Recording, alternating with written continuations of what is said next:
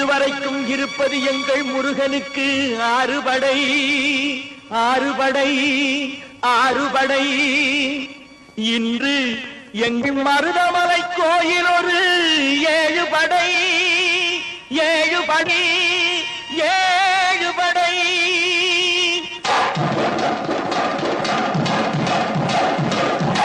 மருதமலைக்கு நீங்க வந்து பாருங்க, ஒரு தரம் மருதமலைக்கு நீங்க வந்து பாருங்க. ஈசன் மகனோடு மனம் விட்டு பேசி பாருங்க.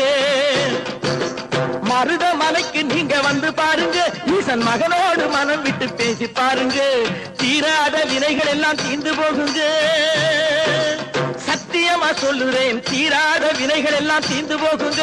அது தீராவிட்டால் வந்து என்னை கேளுங்க, அது தீராவிட்டால் வந்து என்னை கேளுங்க. மருதமலைக்கு நீங்க வந்து பாருங்க.